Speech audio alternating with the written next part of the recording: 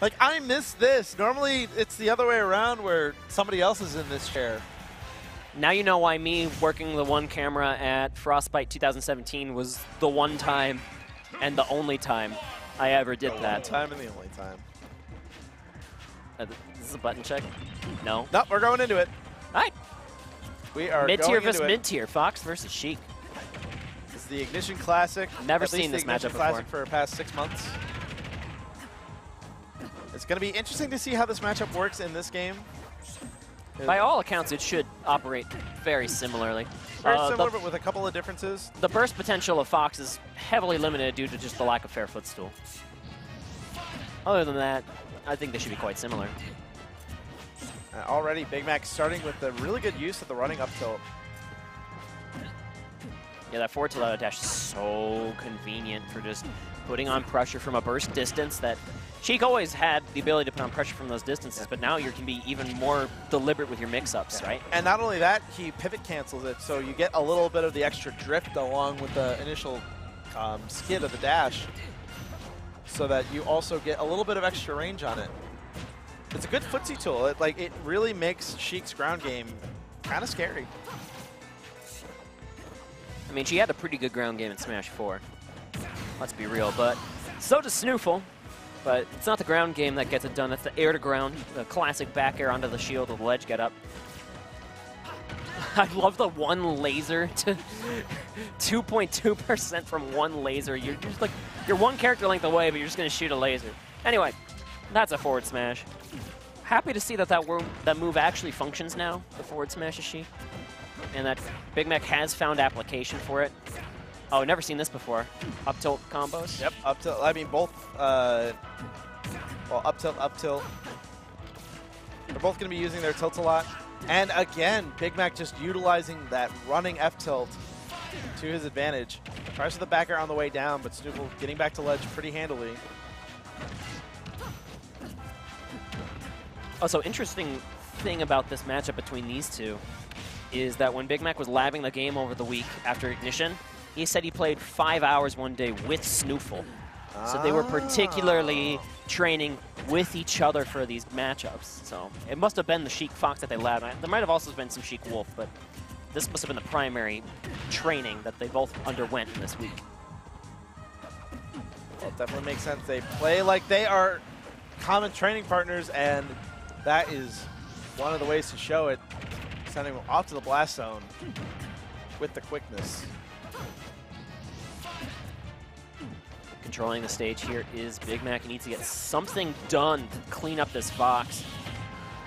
Jab won't quite do it, but okay, you can read the tech chase there with that forward tilt out of dash, and it looks nice when you do it. Not quite enough to get the stock yet, though. The fast fall status of Fox helping out just a little bit from surviving that. However, these F smashes on the ledge are landing with like surprising accuracy, if you ask me, considering they aren't really that confirmed, but I guess just the tech chase reads from Big Mac are on point with those. Single needle? No, not going to lead to any huge conversion. Just trying to trap him on the ground right now. Gets the forward air string started. Reading the air dodge. Platform, getting up, guessing on that get up. Back air, forward tilt. Going low. And once again, trying for the rising back air, but just barely out of range for it to connect. Oh, missing that double jump somehow. If he had clipped that, Fox would have been in so much trouble, if not just completely dead. Not only the double jump, but it was a double jump air dodge in. So it's just a little bit of extra layer of protection. Yeah, useful mix-up here for SNooFL on that one. Oh, no! But no punish! How do you not... Okay. He went for one thing in the middle of it, and that just made it not punish. It was just lost in the scramble somehow. Very tense final moments of this game one. Winning game one can matter so much. It has very quickly become last hit scenario. Dash attack, putting Big Mac in a very bad situation. Manages to get around it, back over the ledge. Gets a throw, forward throw is just going to give him stage position. Bouncing fish away, but these dash attacks keep adding up here. The bleeding has to stop at some point. Okay, neutral position here for Big Mac finally after he was edge guarded for so long. They're out of shield. Tries for the forward air, doesn't quite get it. Another forward air. Oh, trade. The trade. It almost killed SNooFL off the top. Back throw. No, up throw instead. Trying to chase with the up air. They're out of shield. The back air, that's going to connect, and that's going to be the first game to Big Mac. Look at the huge sigh of relief from Big Mac in his player cam. He is like, oh man, I'm so glad I landed that back there. That game was so long. A big old smile. Different game, same stuff. It's the life of a mid-tier. If he was a top tier like K. Rool, he could just go on down throw, forward tilt. Easy. It's the only thing that matters.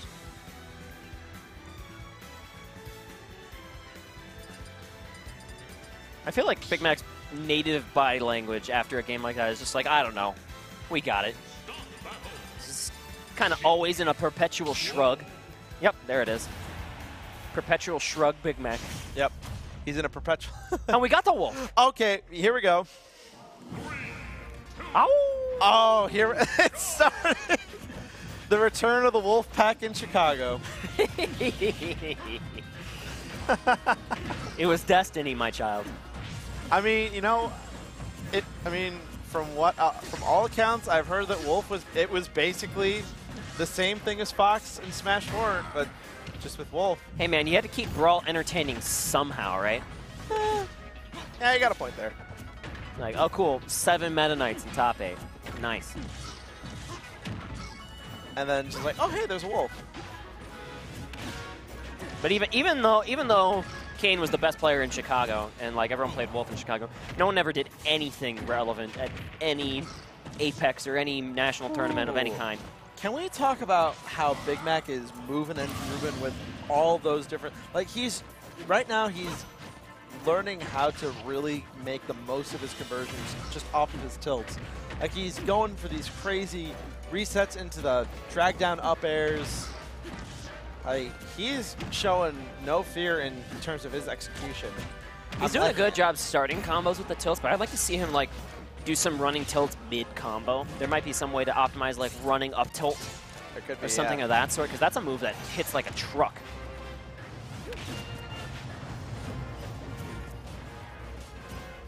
SNooFL kind of biding his time, knows that he's in percent, and right there, another one! Oh, 3 in a row! Mark Morgan, you are out of your mind. He started that out by running forward tilting the startup frames of Wolf's up smash. He went for, you know, that Vortex hitbox, but the up tilt went over it, hit Wolf in the face, and then he started that conversion, which led all the way to the bouncing fish on the right side after chaining him to the left and then chaining him to the right. Crazy stuff from Big Mac. So crazy. All right. That's going to keep happening until we learn how to actually punish that. I am, like, that's never going to make me real. That side B is so powerful. I don't know why that move hurts as much as it does. It's just, that hurted. Oh, instead of dragging down, opting for the last hit of up air to rock so you can follow it with another combo. And here we go. Dragging down, we're going to start with the A's out in the crowd. All right, that back air sending at a terrible angle. Oh, but the needles could have kept going potentially, but finding that sweet spot is SNooFL. Forward smash not going to connect. Just a little bit behind. Dash attack's going to dislodge SNooFL and put him in a pretty precarious situation. Nair to bouncing fish, not going to connect, but he's got the follow-up with the back air. Lingering Nair into dash attack. Big Mac smells blood. Ledge trump back air.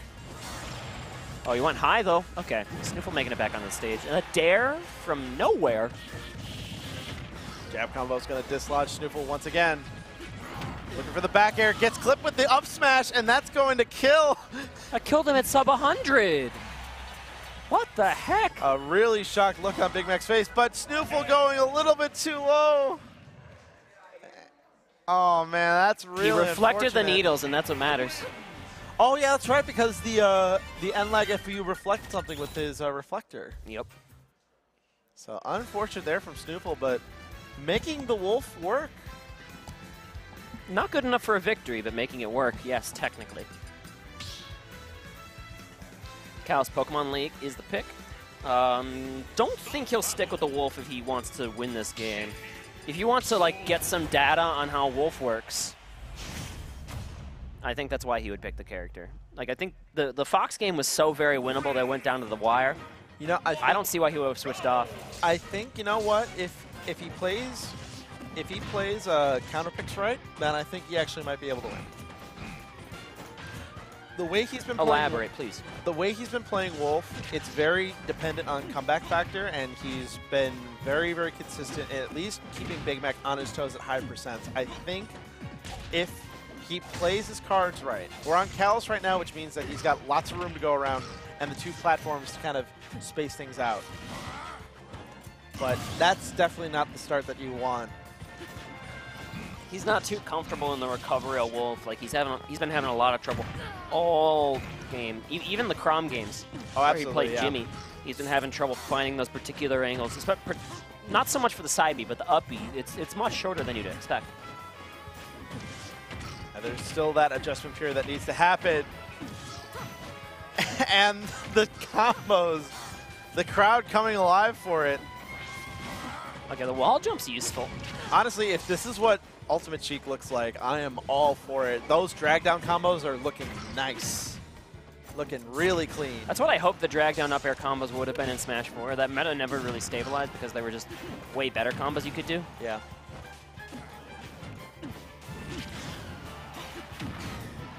Trading with the back air, and wow, 3 stocks to 1 lead for Big Mac. This Wolf is going to go back in the pocket by force, it appears. Oh, absolutely. Big Mac is in a really commanding lead and has SNooFL on set point. So 1 more stock, and that's going to be the end for SNooFL's run, finishing at 4th. Big Mac coming back to the stage. 134%, lingering there, keeping him off there for a little bit longer. Looking for the kill option. F-tilt, not quite yet. Big Mac presents a hitbox when trying to land on that side platform on Kalos because that's a really easy place to get trapped, although not sure what your plan was over there other than getting grabbed. SNooFL was a little bit of the cheese at the end there. A little bit of like, okay, I see you, Big Mac. Still a commanding lead. It's still, yes, it is still a very, it's very much in Big Mac's court right now, but because of how hard Wolf hits, you never really want to count him out too much. Oh no, he air dodged, and that's too much lag. And that is going to be it. Big Mac is going to win the set and go on to losers finals. So here we go. The run back part 3. I think we're going to, if Kane wins this, he has a really good shot of winning the tournament and thus, as a result, probably bringing the Wolfpack back to Chicago. I think the Wolfpack's back regardless. Oh, doesn't matter. Yeah, Wolfpack's back Doesn't regardless, but this is like cementing it. This is planting your flag in the sand. It's like, no, we're back. We're in this. And I'm pretty sure Kane is not at all enthused with anything other than first place. Like, that's his job. His job is to get first. He very much Especially when he has the lineage he does. He very much strikes me as a person who, if you ask him, like, he's like, I am not designed to come in 5th. I'm not designed to come in 3rd. I'm not designed to come in 2nd. I play to